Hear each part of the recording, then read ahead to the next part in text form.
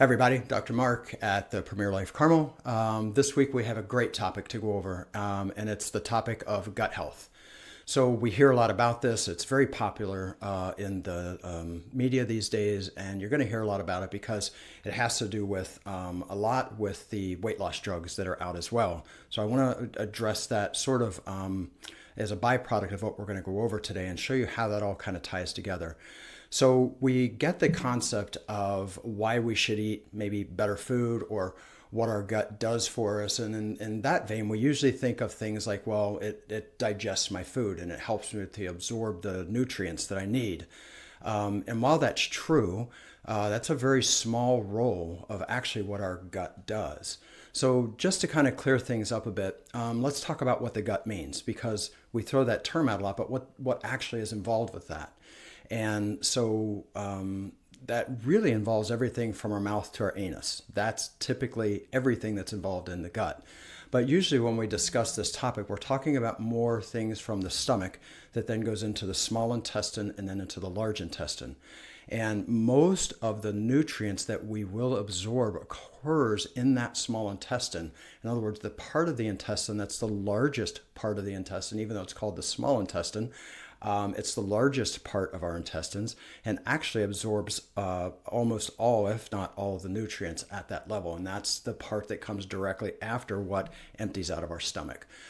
So traditionally, that's what we'll talk about with gut health.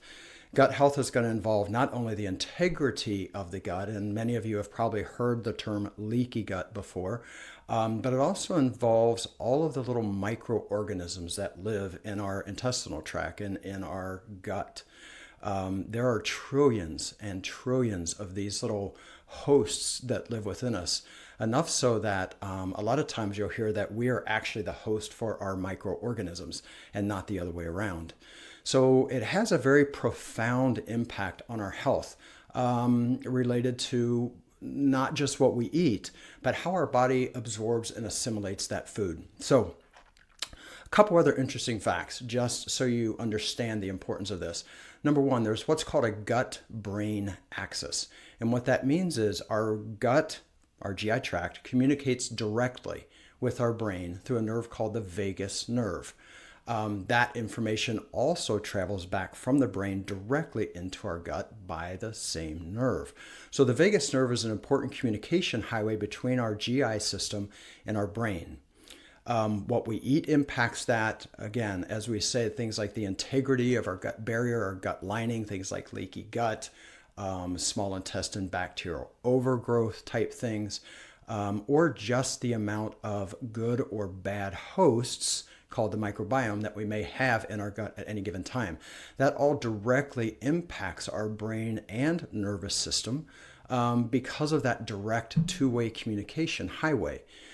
The gut itself has its own independent nervous system. It's so important that it is not directly controlled by the brain, but that nervous system in our gut, which is called the enteric nervous system, really is about 500 million different types of nerve cells. And those nerve cells are an independent nervous system for our GI. And that will directly communicate to the brain, as we said, through the vagus nerve. So it's important enough that it has its own neurological makeup.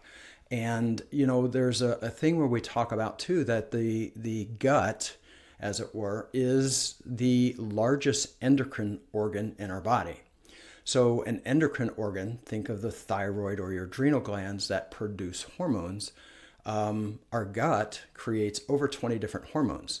Some of those directly impacting the brain. A lot of them have to do with our appetite and how we control those sorts of things, the motility of of the gut system itself. But many of those 20 hormones that our gut, our GI tract manufactures, have direct correlation with how our brain works. That's why inflammation in the gut, leaky gut, the barrier integrity problems, or having that microbiome, those good bacteria that we should have. Having an imbalance in any of those systems has a direct correlation, a direct impact on things like our mood, things like autism. There is a ton of research that shows as much as 25 up to 70% of kids diagnosed with autistic spectrum disorder have abnormal GI bacteria when compared to normal healthy controls. So some other things that we look at neurodegenerative diseases like Alzheimer's, Parkinson's disease, neurological inflammation, just simple things like migraine headaches or sciatica. All of those neurological inflammation cascades are directly related to our healthy gut. And so that's why this is such an important topic, and so much more than just thinking of our gut, our GI system, as a place where we just dump food and then it does whatever it does to help us, eliminate the waste products and give us whatever nutrition we require. There's another point that I'd like to make is that even though our gut does help us to absorb nutrients, that normal integrity, that barrier lining, as well as the microbiome, those trillions of little healthy bacteria and little critters we have in there that help us to maintain our health, those actually produce substances that we need. So it's not that we have to eat all of this. A healthy gut actually will produce vitamins for us. Our B vitamins, for example, are produced that way. Vitamin K is produced that way. And the gut also makes its own little hormones and its own little messengers that help to keep it healthy. It actually does its own housekeeping. And that's why it's so important to consider this for just more than, I have heartburn, so I take Tums, or, I take some Pepto-Bismol. We're really interfering with an extremely important neurological and hormonal control system when we just, treat our digestive system as just a place to dump food and something that might taste good to us. So, yeah, this is a really important topic. It's sort of a precursor today with this week's podcast, because on Saturday, October 4th, we have an excellent, informative get together that we're going to be doing at the Bridgewater. And we're going to go in depth on some of the latest science and the research and how this system we call the gut, or our digestive tract, really does impact our overall health and can be a critical point, and probably is one of the most critical points to help with our healing journey and help with us maintaining our health and keeping us well. So this is going to be called the Gut Game Plan. Again, that's going to be on October 4th at the Bridgewater. Highly advise you to come. If you haven't gotten your tickets yet, get your tickets. They're very reasonable. Always bring a guest. This information is kind of one of those timely topics that you just can't miss. I'm going to circle back here now that I've mentioned that. Things like, the weight loss drugs that are out now from whichever manufacturer,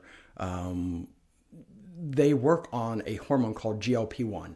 And if you've done any of this stuff with Wegovy or any of the other type weight loss drugs, you'll know that the GLP-1 is what's impacted. So what's interesting is GLP-1 is one of those hormones that the gut makes on its own. It's extremely influenced on the integrity of the gut lining and those little microbes, those little microbiome things that are healthful for us and help us with our healing and help us with our repair and help us with maintaining good health. That GLP-1 is actually something that is made in our gut. And the more that we tend to keeping that healthy, the more we're regulating our own GLP-1, which again is just one of, about 20 different hormones that we're making. So we have some direct correlation in that, and we can really help to clean that system up without a lot of interference from drugs, just, pushing on our system so hard when it's already under strain and under stress. So let me just close by saying this. A lot of things that most people wouldn't realize is that chiropractic care also has a direct impact and influences our gut health directly. So research is very clear that chiropractic adjustments actually help to stimulate that neurological flow into the GI tract. Remember, it has its own nervous system, but it also has that direct communication from our brain via that vagus nerve. And chiropractic adjustments impact both of those in a positive way, which allows for your own system to heal from the inside out. And getting away from this constant just dumping things in to force something to shut itself down because we have a symptom. So You'll hear a little bit more about that at the gut game plan as well. But just wanted to let you know that regular chiropractic care has a profound effect on our gut health. Has a profound effect throughout our entire body, but specifically since this is our topic, I just want to let you know that the research is very clear on that. So another really good thing to consider. You'll hear a lot about stress management and getting proper sleep and working out more, exercising more, and all those things are great. Lifestyle changes are very important. But the cornerstone of that is to get our bodies to heal from within, the way we were designed to heal. Our gut is no different. Regular chiropractic care, in addition to all of these other things that we sort of touched on today, can be a very profound way and a very powerful way to improve your health and or to maintain your health. So hope to see you guys at the Gut Game Plan. If not, I'll see you in the office. Have a great week. Thanks.